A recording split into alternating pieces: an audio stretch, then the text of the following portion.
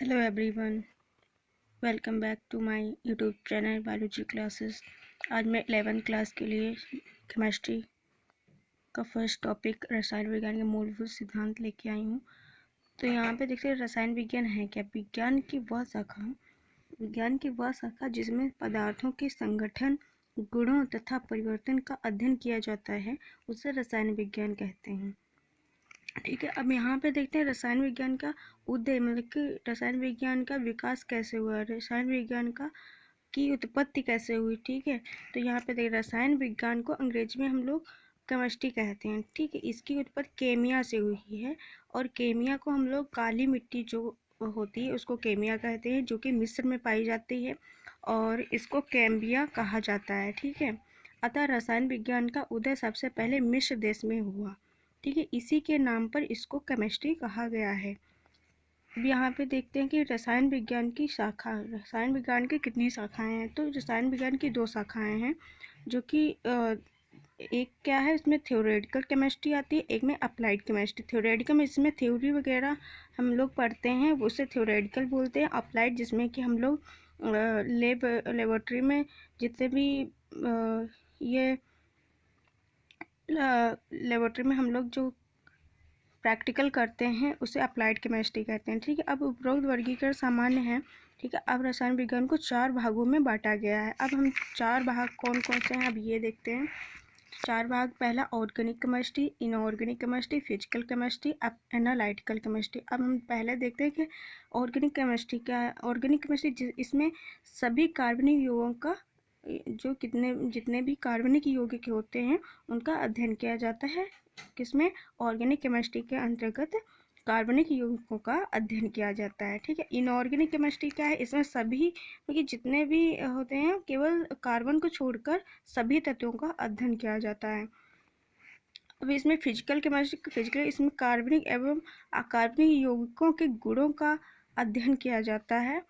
और analytical chemistry इसमें गुणात्मक तथा मात्रात्मक विश्लेषण का अध्ययन किया जाता है। अब यहाँ पे देखते हैं मैटर क्या होता है। द्रव्य वह है, मतलब कि मैटर वह है जो स्थान घेरता है, जिसमें भार होता है, जिसका हम ज्ञान अपने ज्ञानेंद्रियों के द्वारा कर सकते हैं। केवल प्रकाश को छोड़कर जितना भी या नॉन लिविंग थिंग्स जितनी भी होती हैं वो सारे मैटर्स होते हैं। सिर्फ केवल जो लाइट जो होता है उसको छोड़कर और जितने भी नॉन लिविंग थिंग्स होते हैं वो मैटर्स में के अंतर्गत आते हैं। ठीक है, अब यहाँ पे देखते हैं कि क्लासिफिकेशन ऑफ मैटर के मैटर को कितने वर्गों में विभाजित किया गया है। तो यहाँ द्रव्य का वर्गीकरण 2 अवस्थाओं में होती हैं। अब कहाँ देखते हैं कि कौन कौन सी हैं। अब यहाँ पे पहला क्या है, फिजिकल, दूसरा है केमिकल। तो फिजिकल के अंतर्गत सॉलिड फेज, गैस फेज और लिक्विड फेज आता है।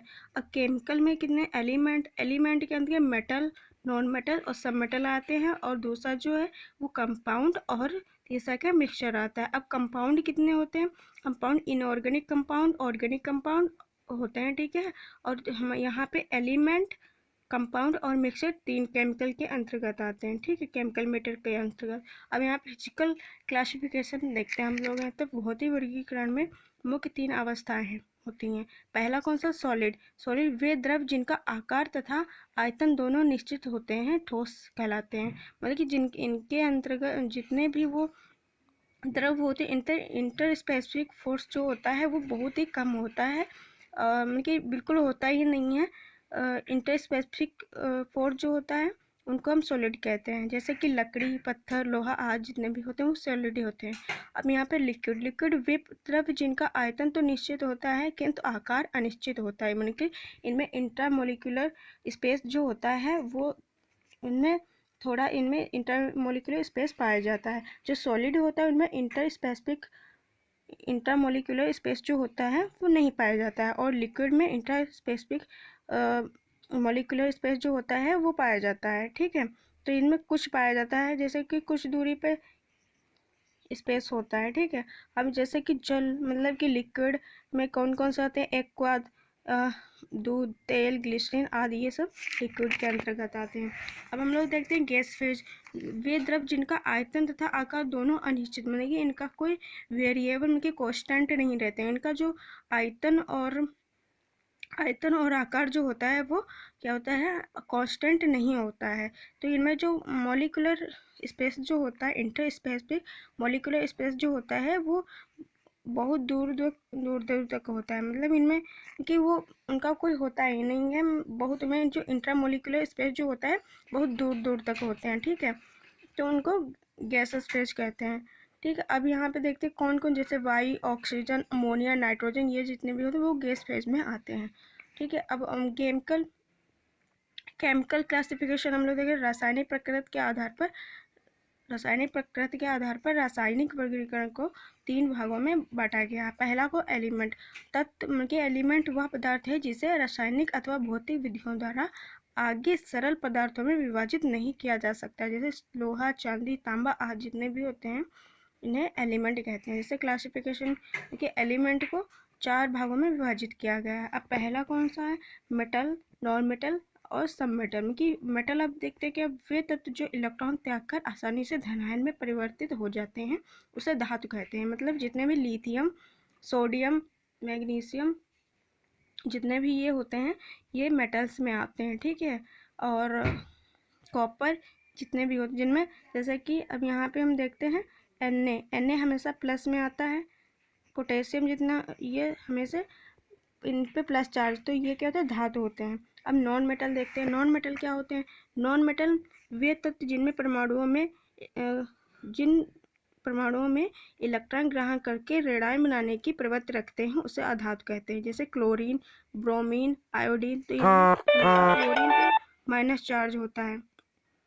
क्लोरीन जो होता है इसमें माइनस जो होता है, Br जो होता है उस पर भी माइनस चार्ज, और आयोडीन जो होता है उस पर भी माइनस चार्ज होता है। क्योंकि ये देखिए इनकी जो इलेक्ट्रॉन बैलेंसी जो होती है, ठीक है, वो इनकम्प्लीट, ऑक्टेट जो इनका इनकम्प्लीट होता है। ठीक है, इनका 17 जैसे हो गया तो इनमें एक इलेक्ट्रॉन की कमी होती है, तो जिसकी वजह से ये दूसरे एटम से या दूसरे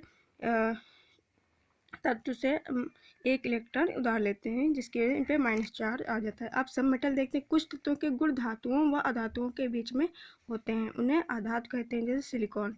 अब यौगिक मतलब कि कंपाउंड क्या है, यौगिक वह पदार्थ है जो द्रव्यमान निश्चित तापमान में 2 या 2 से अधिक तत्वों के रासायनिक संयोग से प्राप्त होता है, रासायनिक रूप से अवयवी तत्वों में अपघटित हो जाता है। ठीक है, जैसे जल एक यौगिक है, और या H2 मतलब कि हम हाइड्रोजन से H को डिनोट करते हैं और ऑक्सीजन को O से। ठीक है, मतलब कि O से डिनोट करते हैं। तो तत्वों के द्रव्यमान के निश्चित अनुपात जिसका रेशियो क्या, मतलब कि इनका रेशियो क्या था, 1:8 होता है। अब यहाँ पे क्लासिफिकेशन ऑफ कंपाउंड का क्लासिफिकेशन किया गया है, जो कि 2 भागों में विभाजित किया गया है। अब यहाँ पे पहला क्या है, इनऑर्गेनिक, दूसरा क्या है, ऑर्गेनिक। ठीक है, अब इनऑर्गेनिक देखते हैं क्या होता है। इनऑर्गेनिक वे यौगिक जो निर्जीव स्रोतों जैसे समुद्री जल, पृथ्वी, चट्टान आदि से प्राप्त होते हैं उन्हें अकार्बनिक यौगिक कहते हैं या इनऑर्गेनिक कंपाउंड कहते हैं। ठीक है, अब ऑर्गेनिक कंपाउंड ये कार्बन के यौगिक हैं तथा जीवो उत्पत्ति प्रकृति के